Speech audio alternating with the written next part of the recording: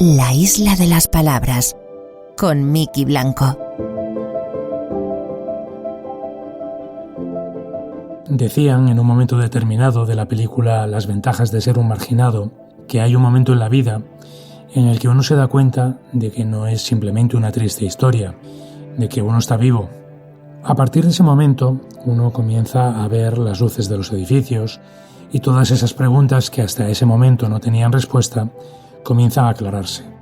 Puede ser en instantes tan concretos como cuando escuchamos nuestra canción favorita con aquellos a los que más queremos.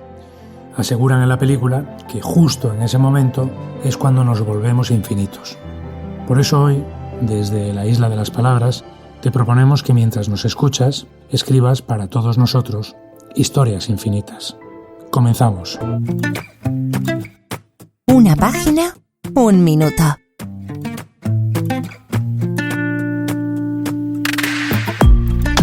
Bueno, pues comenzamos aquí nuestra sección en la que ya sabéis que os ayudamos con vuestras dudas de guión y lo hacemos como siempre con nuestros compañeros del sindicato ALMA. Hoy está con nosotros, hoy nos acompaña Cristina Pons. Cristina es, entre otras cosas, ha sido coordinadora de la serie diaria Centro Médico y también de la serie Pequeñas Coincidencias. Ha escrito también para Gin Tonic, para Con el culo al aire, Hospital Valle Norte y ha sido co-guionista también del largometraje de Chica en Chica. Las últimas cosas que ha hecho ha sido la serie El Cid para Amazon Prime y acaba de escribir también la tercera temporada de Pequeñas Coincidencias. Cristina Pons, ¿qué tal? ¿Cómo estás? Hola, buenos días. Pues muy contenta de estar aquí. Igualmente, encantados de que estés con nosotros. ¿Qué tal ha ido esa tercera temporada que acabas de terminar de Pequeñas Coincidencias? Bueno, la escritura ha sido distinta esta vez porque nos pilló en pleno confinamiento, entonces ha sido extraño tener que hacer las reuniones de guión a través de Zoom y todo esto, pero ha ido bien y el rodaje está yendo sin incidencias por ahora. Recientemente hablábamos con algunos compañeros que también nos comentaban que el COVID lo ha cambiado todo y ha cambiado incluso la forma de escribir o la forma de eso, de hacer las coordinaciones de guión, claro, evidentemente. Sí, sí. Muy bien. Bueno, pues si te parece, comenzamos con las preguntas. ¿Te parece? Me parece perfecto. Venga, vamos a por ello. La primera nos ha llegado desde lejos, esta nos ha llegado desde Colombia y nos la ha enviado Valen. Hola, muy buenas. Mi nombre es Valen, los escucho desde Medellín. Yo quería saber si en los guiones profesionales de series se limita de alguna forma el número de los personajes o, por ejemplo, el de exteriores en los que se pueda rodar. O sea, si ya debo crear mi historia teniendo en cuenta esta hipótesis. Gracias. Bueno, Cristina, evidentemente cuando uno se pone a escribir, tiene ganas de poner muchos fuegos artificiales, pero ¿es mejor colocarse en la realidad o hay que tirar a lo grande? Es decir, las productoras o quien nos hace los encargos nos limita cosas como los personajes o el número de localizaciones. Bueno, es que creo que son cosas distintas, ¿no? Cuando estás creando una serie, yo creo que tienes que pensar en tu historia y lo que necesita tu historia. Tienes que tener un cierto sentido común y saber si se va a poder producir de una manera sencilla, porque todo al final es cuestión de presupuestos. Cuando estás ya en una serie que ya ha sido comprada por una productora, desde luego ahí entra luego tus deseos como guionista y luego la realidad, ¿no? Y eso muchas veces pues hay un choque importante entre esas dos fuerzas, ¿no? Y te tienes que acomodar pues al presupuesto que tienen tus capítulos y a las necesidades de la historia, ¿no? Tienes que hacer una especie de equilibrio. Pero como en la pregunta se habla exactamente de crear una serie, cuando creas una serie, lo lógico es primero escribir un piloto y tener un desarrollo, ¿no? Una Biblia o un documento de venta. Y ahí sabes un poco qué es lo que vas a necesitar. Tienes que ser consciente que si toda tu serie va a pasar en exteriores, va a ser más cara que una serie que pueda grabarse en un decorado o en una única localización, ¿no? Entonces, depende un poco de... O sea, yo creo que no te puedes limitar así tú a priori las cosas, porque lo primero cuando estás creando una serie es contar la historia que quieres contar. Luego ya llegará la realidad si consigues venderla y te dirán, pues mira, esto está muy bien, pero no puede salir 5 hospitales distintos, lo tienes que reducir todo a uno. Evidentemente. Claro, o sea que, bueno, que uno no debe ponerse las las cortapisas, ¿no? Pero bueno, debe ser consciente de que trabaja en un mercado que tiene ciertas realidades. Claro. Por ejemplo, a mí me hace mucha gracia, hay un George R.R. Martin, que es guionista, escribió Juego de Tronos como novela porque quería verse libre de todas las limitaciones de producción. No quería tener un productor que le dijese, mira, no puedes meter aquí un acorazado porque se nos va el presupuesto ahora mismo, ¿no? Entonces se descargó en una novela en la que metía todo lo que quería, varios dragones, zombies helados, tiró la casa por la ventana, muchos reinos, y sorprendentemente la novela al cabo de los años se transformó en serie de televisión, ¿no? O sea que uno nunca sabe. Claro, bueno, que los límites se los ponga otro. Claro. Eso es. Muy bien, bueno, pues ahí está la respuesta para Valen. Vamos con la siguiente pregunta. Esta nos la ha hecho Elena y nos ha escrito, nos ha dejado su nota desde Cáceres. Hola. Oigo hablar siempre de que las historias tienen que tener algún conflicto, pero no me queda muy claro si por conflicto se entiende todas las dificultades que tiene un personaje para lograr su objetivo o que debe haber un conflicto central. ¿Me podrían poner algún ejemplo? Bueno, Cristina, es evidente, siempre hablamos en guión del conflicto, pero claro, ¿hay un conflicto central o el conflicto son todas esas cositas que van pasando a lo largo de la historia? Hombre, yo creo que sí que tiene que haber ese conflicto central, pero creo que aquí se están como confundiendo muchos términos, ¿no? En una historia siempre hay un protagonista que es alguien que quiere algo, que tiene un objetivo y que intentando conseguirlo pues hay o una fuerza antagonista o que puede ser de múltiples formas que se lo impide, ¿no? Sí. Y de ahí nace ese conflicto que hablamos. Por supuesto que a medida que el protagonista intenta conseguir su objetivo, va encontrando obstáculos que tiene que superar. Pero en el fondo sí que tiene que haber lo que se llama el arco del personaje, ¿no? Que es algo que es como una especie de columna vertebral o esqueleto que estructura todo ese camino. Pero mejor que yo, creo que hay muchísima bibliografía al respecto, que es muy interesante, desde el muy mencionado El viaje del héroe, ¿no?, de Campbell. Y también, bueno, pues quería mencionar también dentro de los manuales de guión que están escritos en castellano, el de David Muñoz, que ha escrito uno que se llama Escribir con viñetas y pensar en bocadillos, que aunque es un manual para el guión de cómics, sí que explica muy bien cómo funcionan las historias y que yo creo que queda muy claro el tema de los pequeños conflictos que tiene que resolver el protagonista hasta conseguir su objetivo final. Y creo que preguntaba por algún ejemplo, ¿no? Entonces yo creo que el que se utiliza siempre es el de la Guerra de las Galaxias, el de Luke, ¿no? Que él realmente quiere ganar al Imperio, quiere vencer al Imperio, pero además tiene un conflicto interior él, que es estar seguro de que es el héroe, vencer sus inseguridades, ¿no? De que es el héroe que es, ¿no? El dominar la fuerza. Y durante el camino tiene que resolver muchos conflictos, ¿no? Tiene muchas fuerzas, pequeños pasos que tiene que ir dando hasta conseguir el final, ¿no? Perfecto, pues ahí está la respuesta para Elena. Vamos, Cristina, ahora con la pregunta que nos ha hecho Javier, que nos la ha enviado, nos ha dejado su nota de voz desde Ciudad Real. Hola, siempre se habla de la importancia de hacer un buen pitch de tu guión. ¿Qué es lo que te suelen preguntar o qué es lo que necesitas preparar para hacerlo? Gracias. Bueno, esta pregunta, Cristina, me alegro mucho de que estés tú con nosotros hoy, porque tú, creo además que has ganado algún concurso de pitch, ¿no? Como, por ejemplo, en Conecta Ficción. Así que nadie mejor que tú para respondernos esta pregunta. Pues sí, ganamos en la primera edición de Conecta, mi co-guionista y yo, el concurso de pitch. Y conseguimos un desarrollo con Radio Televisión Española. ¿Por qué obra era, perdona? Bueno, es una serie que el título provisional es Madres de Mierda. Estamos todavía ahí intentando venderla. O sea, intentando que se haga. Entonces, también tengo que decir que yo llegué al guión desde la interpretación. Sí. Entonces el pitch me resulta, o lo entiendo desde un lugar más cercano a la interpretación que al guión. tienes que tener muy claro que la puedes contar de miles de formas distintas sin perder el hilo de lo que quieres contar, que puedes resumirla en una sola frase, que eres capaz de lanzar ganchos para que tu interlocutor esté interesado en querer saber qué es lo que viene después, ¿no? Después de esto que has contado, ¿no? ¿Qué viene después? Y mi consejo sería ensayarlo con gente que...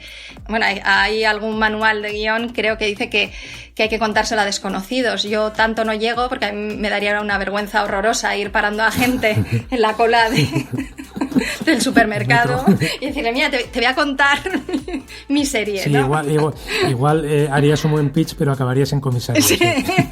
Pero bueno, con gente con la que tengas confianza, ¿sabes? Y que te puedan dar un feedback, ¿no? Decir dónde han perdido el interés, qué es... Porque las preguntas luego llegan después a todo. ¿Qué tipo de cosas te suelen preguntar? Pues cosas como, ¿habría una segunda temporada? Porque cuando es una historia cerrada, si tu historia es solamente una única temporada, tienes que ser capaz de transmitirle a quien te está escuchando por qué es tan buena esa única temporada, ¿no? Y si tiene una continuidad, ser capaz de decirle hacia dónde va la historia, ¿no? Te pueden hacer preguntas en profundidad sobre el personaje protagonista. Te pueden hacer preguntas sobre las tramas, ¿sabes? Si tienes pensadas todas, porque al principio, cuando estás desarrollando un proyecto, aunque hagas un mapa de tramas, luego las cosas pueden ir cambiando a medida que escribes, claro, ¿no? Entonces hay un equilibrio ahí difícil. Vale, perfecto. Bueno, pues la respuesta es muy completa para Javier y estoy seguro de que no le aconsejamos que vaya parando a la gente por la calle. Pero que practique. Pero sí que practique y que lo lleve muy preparado, porque es muy importante.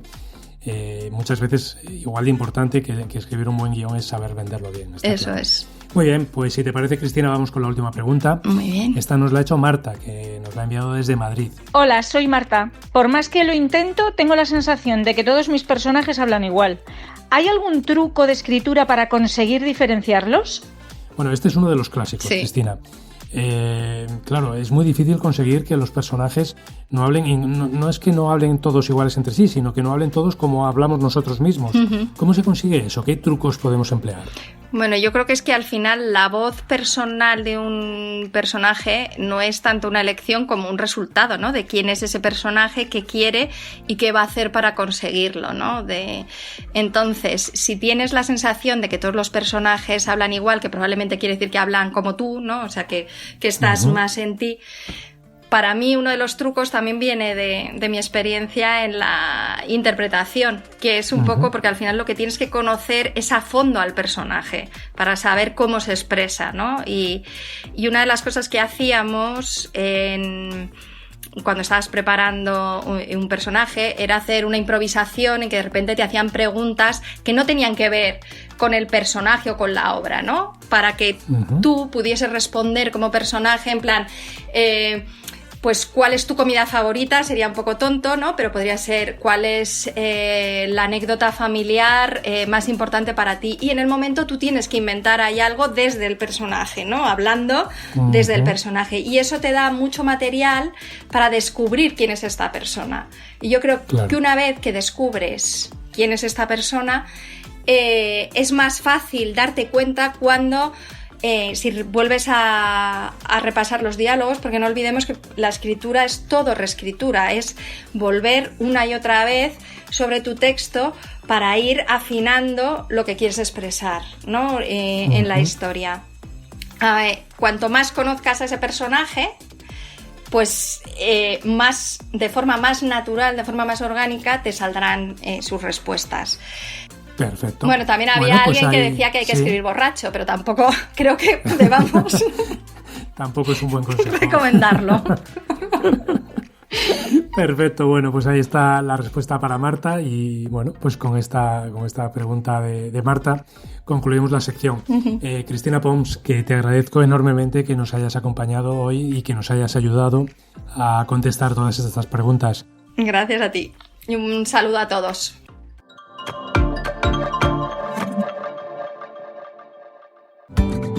¿Tienes dudas sobre la escritura de guiones? Envíanos una nota de audio a través de las redes sociales del programa.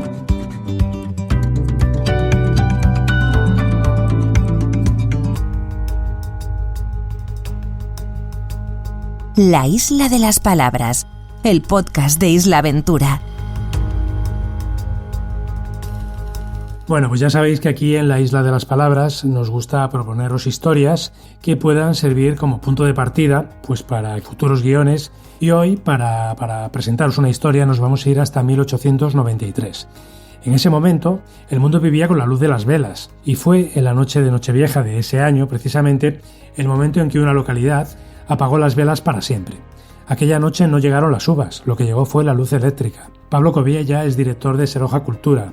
Pablo, bienvenido, ¿qué tal? ¿Cómo estás? Muy bien, muchas gracias, Miki, por estar aquí. Gracias a ti, bienvenido al podcast. Bueno, fue de hecho Santa Cruz de la Palma la primera localidad que lo hizo en Canarias, y la sexta nada menos del mundo, que pasó de la luz de las velas a la luz eléctrica, ¿verdad?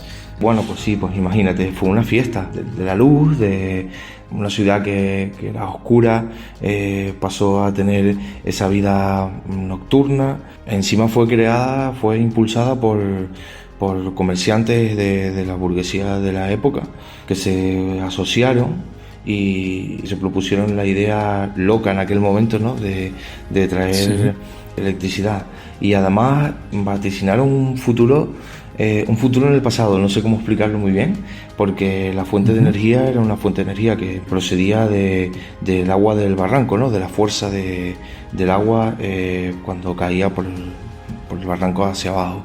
Entonces es una idea que nació del pueblo, es decir, no había hasta ese momento ninguna empresa ni ninguna entidad pública o privada, sino más bien un conjunto de ciudadanos que decidieron traer la luz. Y para conseguir esa luz se construyó entonces una central, y esa central se llamó El Electrón. Creo que esa central además tiene muchos recuerdos familiares, personales para ti. Sí, porque bueno, mi abuelo estuvo en la última etapa del Electrón, es decir, cuando ya llegaba a su final, antes de convertirse, de cerrarse y pasar la electricidad de toda la isla a una producción de quema de petróleo y de carbón. Y bueno, pues mi abuelo fue un poco el que llevó esa transición, ¿no?, de un lado a otro. Tristemente, él lo recuerda como un episodio triste. Es verdad que no quedaba más remedio, porque hasta entonces la electricidad del Electrón era para un grupo muy reducido de personas y sobre todo de comerciantes, que impulsó bastante la ciudad, y bueno, pues había que tomar decisiones, y esa fue una, tristemente, ¿no? Claro, porque según lo que nos contabas, la luz efectivamente llegó a Santa Cruz, pero no llegó a todo el mundo por igual. Es decir, ¿cómo se hizo aquello? ¿Había clases en aquello? ¿Cómo se hizo? Sí, en realidad sí, se dividía por clases. Las gentes más pudientes podían tener alcance a esa electricidad, una electricidad que no era las 24 horas del día, sino por tramos horarios, y además se revendía esa electricidad. Es decir, como no había ningún control en aquel entonces por ninguna empresa, ni había legislación alguna tampoco que llevara el control de la producción eléctrica, muchos comerciantes lo que hacían es revender y revender y revender. Y entonces se creaban como círculos, ¿no? Entonces aquello empezó a evolucionar hacia un caos, ¿no?, un caos incontrolado, que después se organizó con la llegada de lo que hoy es un ELCO, que no existía en aquel momento y que hoy ya existe. Valga la paradoja ahí de que a principios del siglo pasado Santa Cruz de la Palma se iluminaba con energía limpia y renovable, y a final del siglo nos encontramos con una electricidad de quema de petróleo, contaminante, y que tiene un fin también, ¿no? Y bueno, pues un poco la ilusión también. El Electrón se ha convertido en casi un personaje en sí mismo. Es decir, además cuando llegas allí es prácticamente una selva, es decir, es como esas fotografías que se ven de ciudades arrasadas por la naturaleza, ¿no? Decías que quedaba un poco olvidado, pero vosotros habéis querido que no quedara en el olvido, ¿no? Y de hecho habéis hecho varios homenajes. Sí, sobre todo en el 2019 hicimos el homenaje más sentido por la gente, porque nos juntamos casualmente un montón de personas que nos dedicamos, pues unos al teatro, otros a la escritura creativa, también la parte política, y después también pues músicos, producción de sonido. Y entonces se nos ocurrió que con la ganadora de la Historia es historia, que es un poco la escuela local de Isla Ventura, Laboratorio Extremo de Guión, María Engelbach, que tiene 17 años, convirtió la historia del electrón en una historia teatral, en un guión de teatro, que la tituló Imposible. Y bueno, aquello fue mágico porque conseguimos apagar las luces de las calles. Sí. Y las encendimos de repente, más o menos un poquito antes de la hora que ocurrió realmente, ¿no? La calle se llenó por completo para vivir aquella experiencia, nos emocionamos muchísimo. Además llenamos la calle de candiles, de velas, para que se viera esa transición, ¿no? De se apagan las velas y viene la electricidad del electrón y contado a través de una historia de amor. Pues muy bien, Pablo. La verdad es que, bueno, de todo lo que nos has contado, yo quiero apuntar varias cosas que pueden dar idea a alguno de los guionistas que nos escucha, para desarrollar una historia, ¿no? Como punto de partida. Hablamos de la llegada de la luz eléctrica a una ciudad a finales del siglo XVIII, la lucha incansable de un pueblo por conseguir situarse entre las primeras del mundo, las diferencias que había entre los que tenían luz y los que no tenían luz, es decir, una lucha de clases, conflictos incluso por la venta de electricidad, una celebración increíble para celebrarlo todo años después, incluso el nieto de uno de los directores de aquella central que hoy trata de recuperar la memoria y la obra de su abuelo. Y todo con un título muy sugerente, que es El Electrón.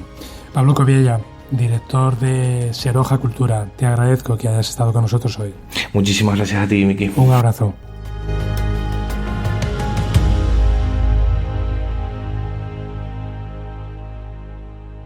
¿Sabías que Tarantino escribió Amor a quemarropa y Asesinos natos mientras trabajaba en un videoclub? Tuvo que esperar casi una década antes de que sus guiones se convirtieran en éxitos mundiales.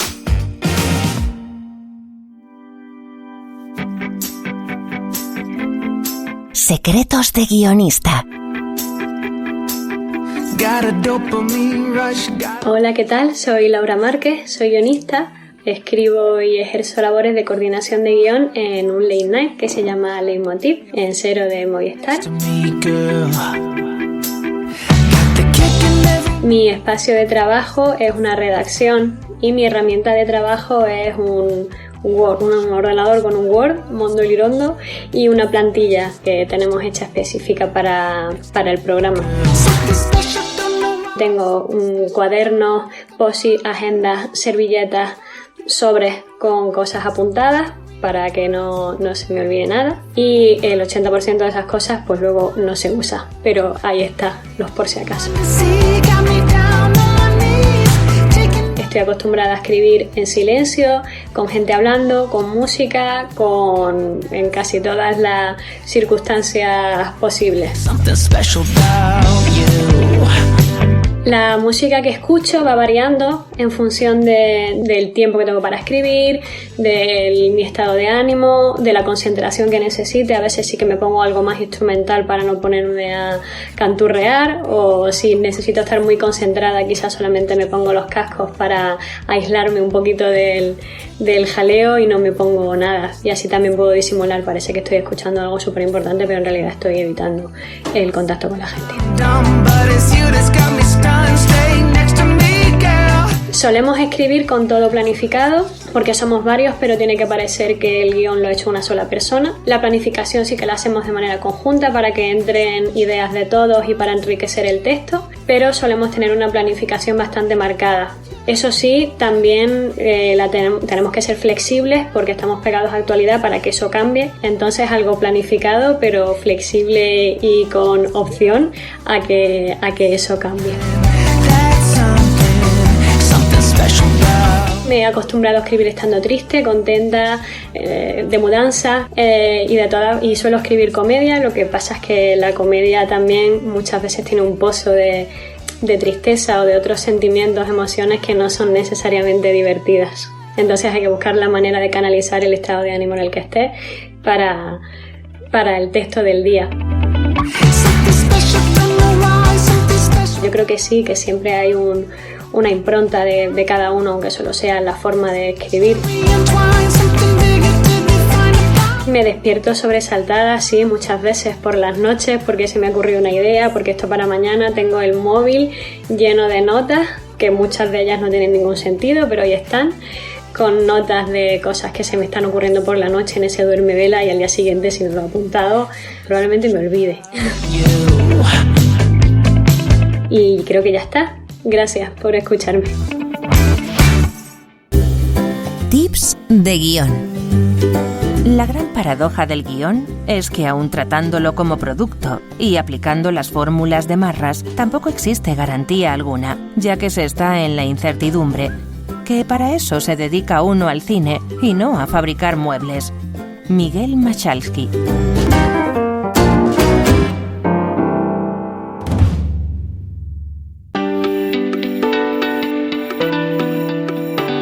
La Isla de las Palabras, el podcast de los guionistas. Aquí en la Isla de las Palabras ya sabéis que nos gusta conocer la relación de los guionistas con todos los departamentos que forman parte de una producción audiovisual, ¿no? Tanto en cine como en teatro, como en series. Hemos hablado en numerosas ocasiones con directores, con actores, para conocer cómo se relacionaban ellos con nosotros. Pero hoy queremos saber cuál es la relación de un departamento tan concreto como el departamento de vestuario con los guionistas. Y por eso hemos llamado a Tatiana Hernández. Tatiana es figurinista y ha trabajado con directores como Javier Fesser, Pedro Almodóvar, Isabel Coixet, Daniel Sánchez Arévalo o Daniel Montón. Es ganadora de un premio Goya por su labor en Lope y ha creado el vestuario de películas como La gran aventura de Mortadelo y Filemón, Camino, La vida secreta de las palabras, La gran familia española o Los amantes pasajeros, entre otros muchos títulos. Tatiana es además miembro de la Junta Directiva de la Academia del Cine y acaba de recibir el premio Ricardo Franco 2020 en el Festival de Málaga. Tatiana Hernández, ¿qué tal? ¿Cómo estás? Hola, buenos días.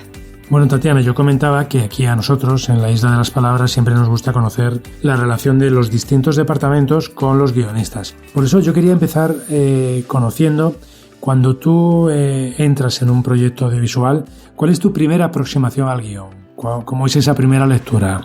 Me gusta hacer como una especie de lectura desinhibidas y sin ataduras a lo que me voy a enfrentar en el trabajo, sino un poco, bueno, pues disfrutar la lectura. Y luego ya en una segunda lectura me gusta ir haciendo mis anotaciones de lo que se me pide, de lo que ya me va sugiriendo más de temas de vestuario en concreto, y luego después de hablar o de tener una lectura o una primera aproximación con el director, ya es en las siguientes lecturas, porque realmente leemos mucho el guión y nos lo aprendemos de memoria, pues sí, ahí ya empieza como un estudio y lo que nosotros llamamos el desglose de guión, ¿no? Que es empezar ya a trabajar más dentro o de una manera más profunda, ¿no? Uh-huh. Una vez que tú estás, bueno, en ese proceso de esa primera y esa segunda lectura, cuando tú te enfrentas al guión, ¿te gusta encontrarte con descripciones muy detalladas en lo que concierne, por ejemplo, al vestuario, o prefieres que sean sugerencias?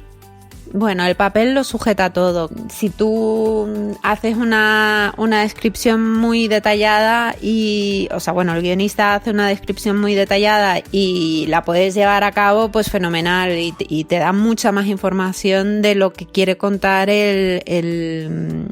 la historia, ¿no? Y cómo la ve el guionista.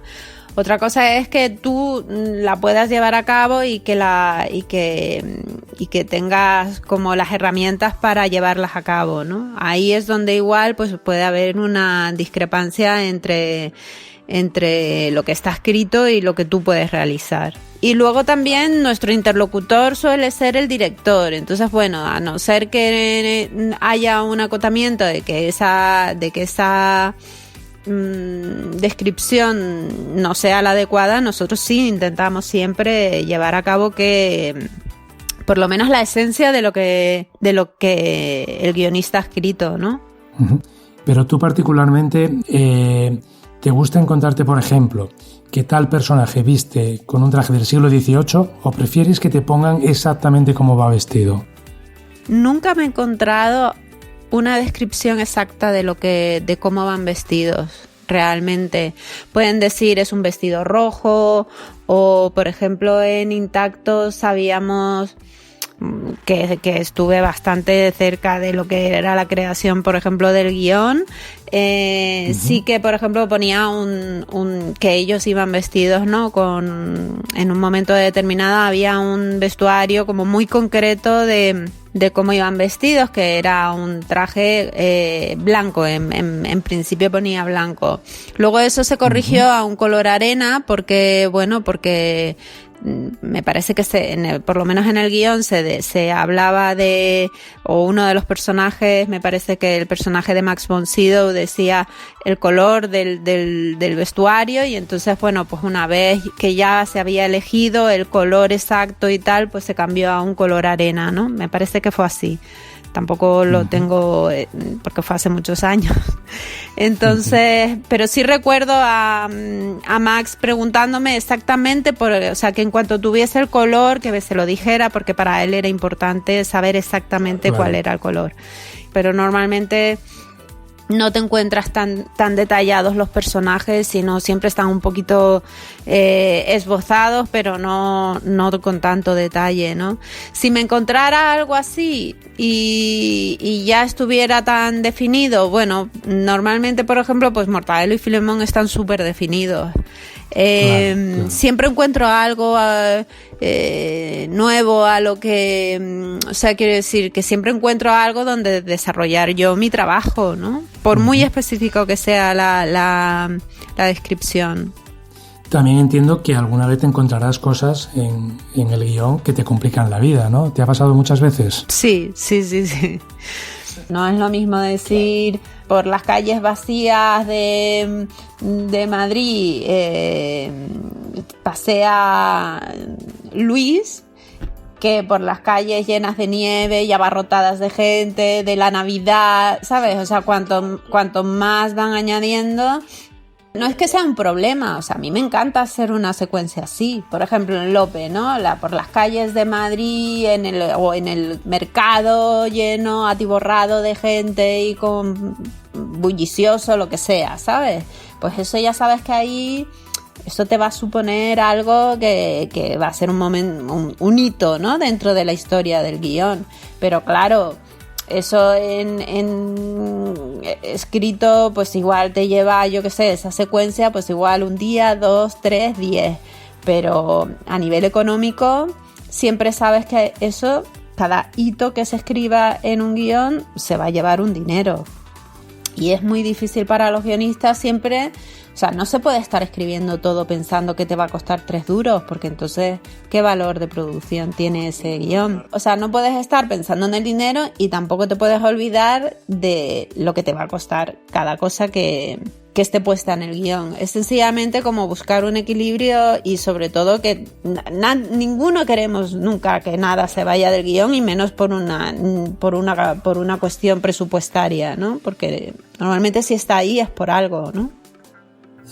Dices que en ocasiones el guionista hay veces que no ha tenido cosas en cuenta. ¿Qué tipo de cosas?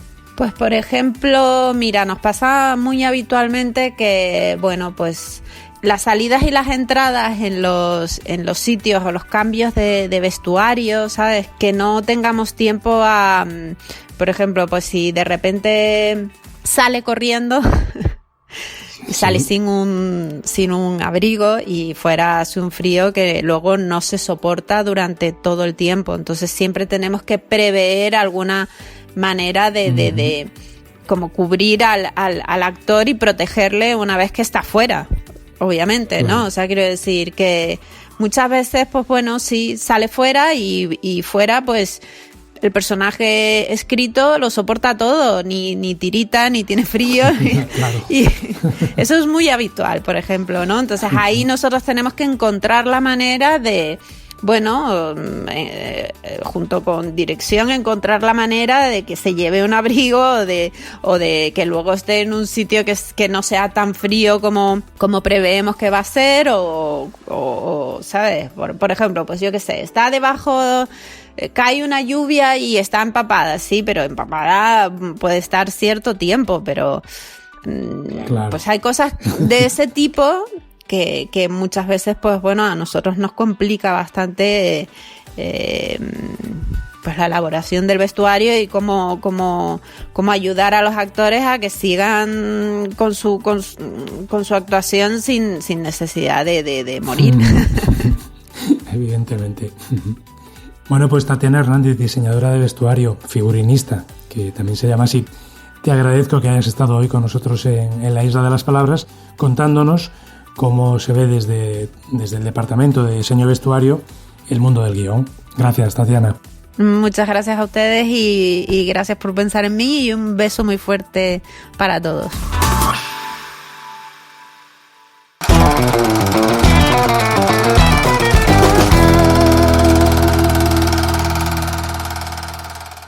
Bienvenido al Cinematón de la Isla de las Palabras.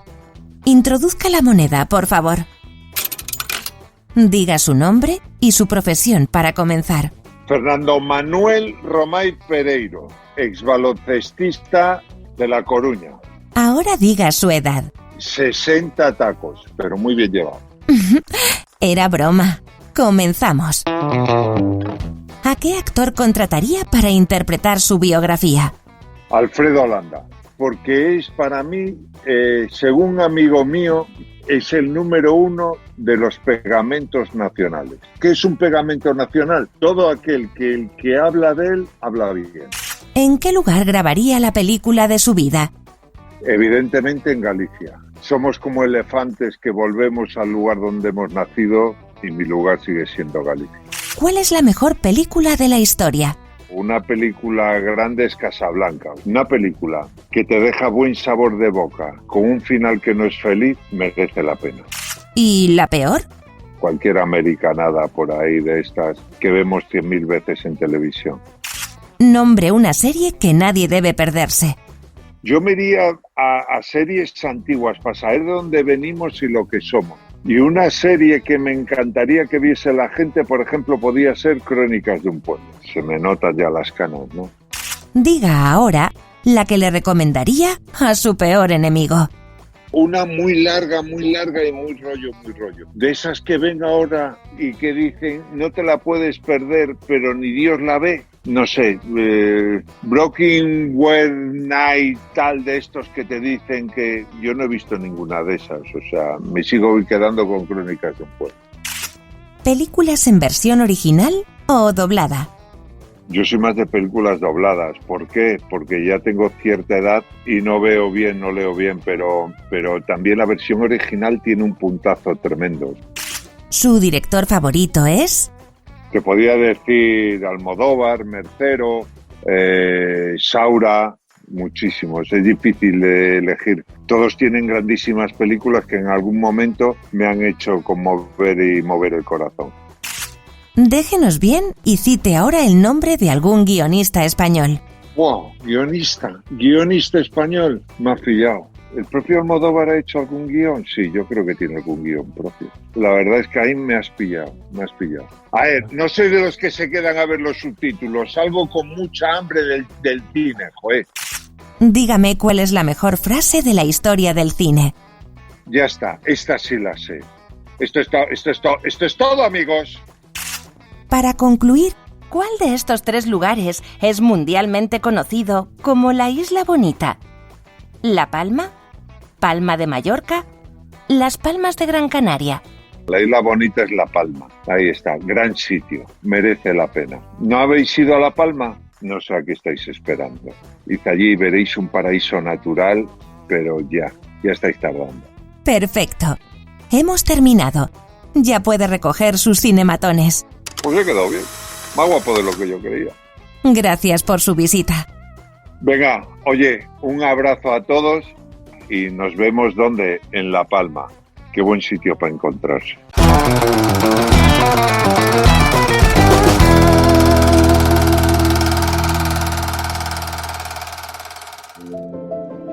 Pues esto ha sido La Isla de las Palabras. Espero que os haya gustado nuestro viaje a través del mundo del guión, pero si no ha sido así, recordad que en el fondo nadie es perfecto. Hasta la semana que viene.